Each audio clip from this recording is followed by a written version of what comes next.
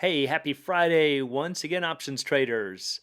And a question that I get a lot from traders is why are put options so hard to understand? And if you fall into that category, don't worry. They can be a little tricky when you're new to options. But what I found is the reason that people have a hard time understanding puts is they don't understand short sales. So once you understand a short sale, put options become quite easy. So let's go see what that's all about and see if we can make this whole concept of trading puts a little easier to understand. And before we do, as always, please be sure to click like and subscribe.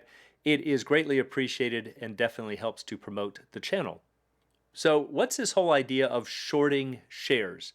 Well, just like you can buy shares in a market, you can also short shares.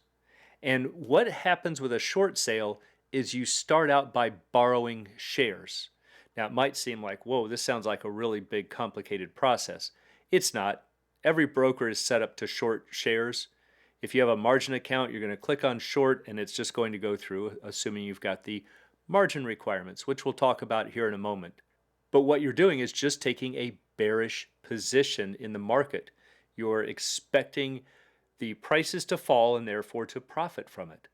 And in order to do that, you've got to start by borrowing shares. You have to sell something that you don't own. So let's say that the stock is trading for 100 and you borrow 100 shares from the broker. And what you're going to do once you've borrowed these is you're going to sell them just as if you own them. The person who buys these shares has no idea if they're borrowed or if they were shares that you've owned for decades in your account, and it doesn't even matter. That person is going to be long the shares. Now, once you sell these shares, you are going to collect $100 per share. That's our presumed stock price here. So you're going to collect $10,000 cash. In order to do this, however, broker's not just going to cut you loose and say, here, go short these shares. You've got to have some skin in the game. So they're going to require that you post what's called a margin requirement, and it is 50% of that value. So if you have shorted $10,000 worth of stock, you've got to come up with 5K on your own. So that means it's got to be something that's sitting in your money market. And they'll say, okay, this guy's got 5 grand in here. We're going to segregate those funds. You cannot write a check against them. You cannot trade them. You can't do anything until that position is closed out. However, you now have the obligation to return the shares. And technically speaking, there's really no time limit on it. There certainly can be exceptions if you get into hard to borrow situations, but for the most part, there's no time limit on when those shares are due. But if you have maintenance calls, which we'll find out here about in a moment, then that can force you to close the position early if you can't meet those maintenance calls. But the main thing to understand right now is that you started out by borrowing the shares, you've sold them just as if you owned them, you collected cash, and you now owe 100 shares back to the broker. So, what you're trying to do here is to sell your shares at a high price, the current market price, and buy them back lower.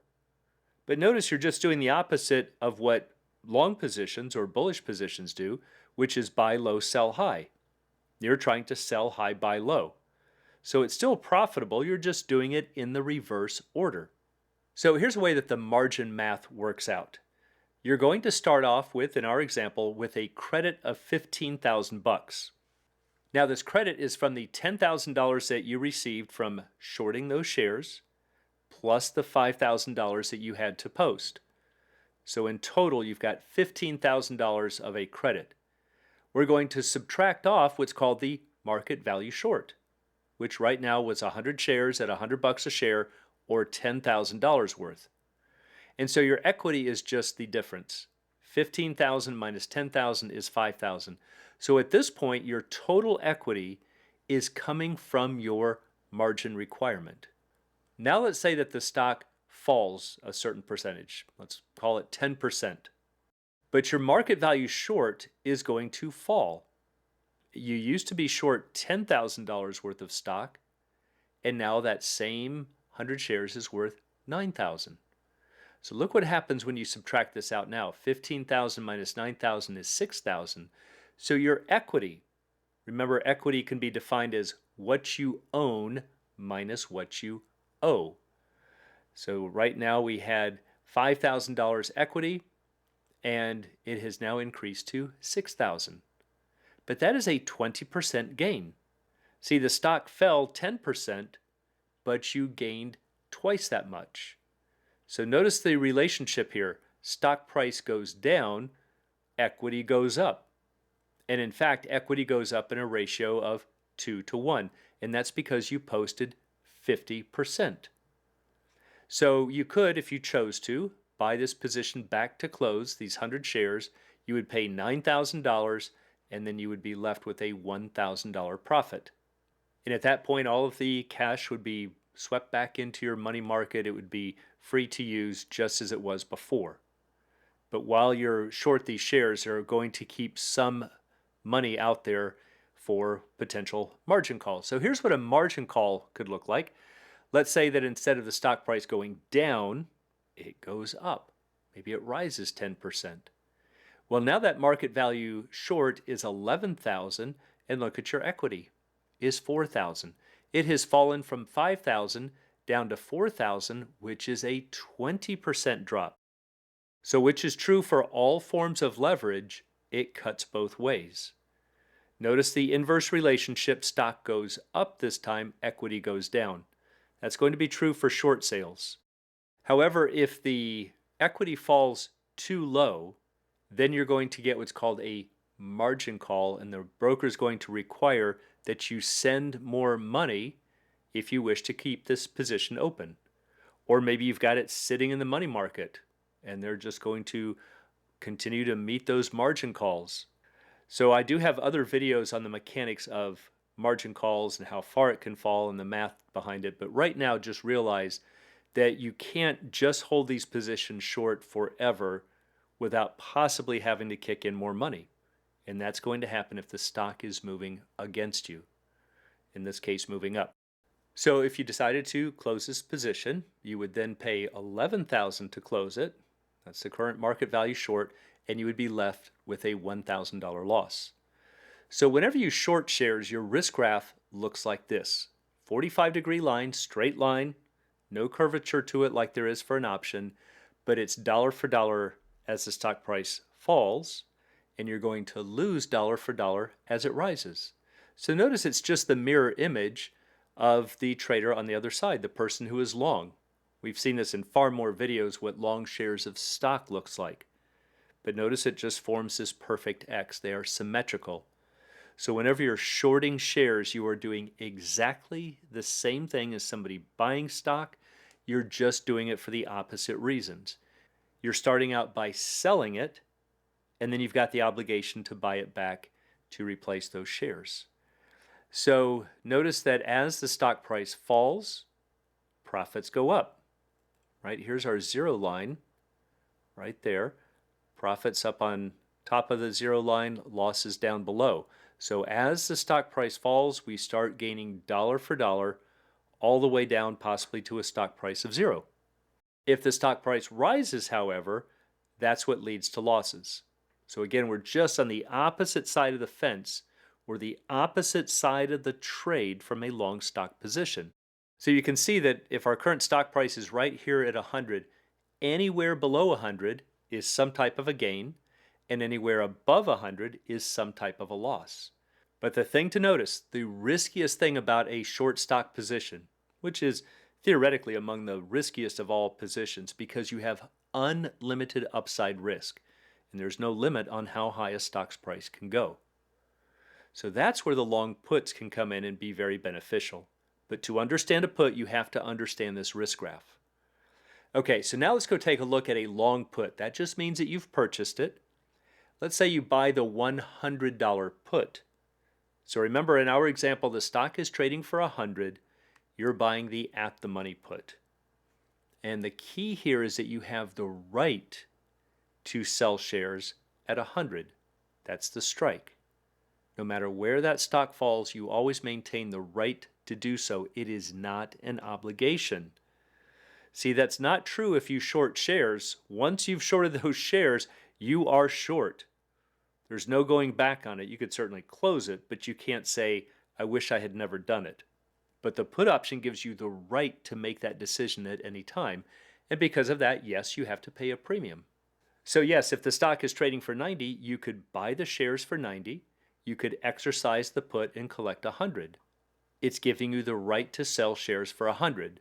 So, that's kind of a backdoor way of understanding why that put would have to be worth at least 10 bucks.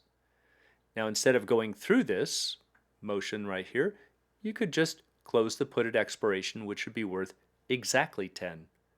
If it's prior to expiration, it's going to be worth at least 10. But the key to understand is that when you buy this put, your risk graph looks like this. Just the opposite of a long call that goes off in this direction. See how we've got those negative deltas over here? But they're limited. They don't go all the way across the graph like they did for a short stock position. So we kind of run parallel out here. We can see the long put likes the stock price to fall. That's how you're going to make money. But one of the big trade-offs here with buying the put here in this black risk graph is that notice that you have a lower break-even point. You need the stock price to fall by a certain amount, that's the amount you paid for the put, just to break even. So in this example, you can see that $5 was paid for the put because this black line crosses zero right here at 95. So if the stock falls to 95 at expiration, you would just break even. Whereas if you shorted the stock, you would have a $5 gain or a 5% gain. So yes, you do have the ability to make more profits with a short stock position, but it's also because you've got far more risk. Now, because the put options are relatively cheaper than having to post margin, your percentage gains will typically be much higher with the put than with the short shares. But remember, percentages are not money. That should not be the main goal for putting on any position. So the thing with a long put is to understand that a put option provides a safer way to short shares. So you can make dollar for dollar at expiration if the stock falls, but the important part is you won't lose dollar for dollar at any time. You'll never have a margin call. And part of the way to remember that is if you go back to some of the synthetics videos that we've done, a put option is the same thing as short stock plus an insurance policy. And that insurance policy is an implied or an embedded call option. And so once you understand that the put option gives you the right to sell shares, not the obligation, now you'll see why there's an insurance policy with it. So if we go back to our risk graph, here's our insurance policy. Notice that with the short stock position, you could continue losing as that stock price rises, but with the put, you flatten out. So we've eliminated all of this potential risk. It doesn't come for free because we have a lower break-even point. And that's the thing to understand about puts. The cost of the insurance means the stock must fall a certain amount before breaking even. But in exchange, you have limited upside risk over here. And that allows you to hold on even if the stock rises without fear of devastating losses or margin calls. But when you understand options, you can adjust these numbers and these ratios to exactly suit your needs. But hopefully that gives you a better understanding of what put options are and why they could be so tricky for new traders. For anyone who'd like to learn more about the arts and science of options trading, please check out the Alpha Trader course, Strategy Lab, and a Candlesticks and Technical Analysis course. It's all at optionsatoz.com. Also, please join us on Options A to Z's Facebook trading group, and you can find a link in the description below.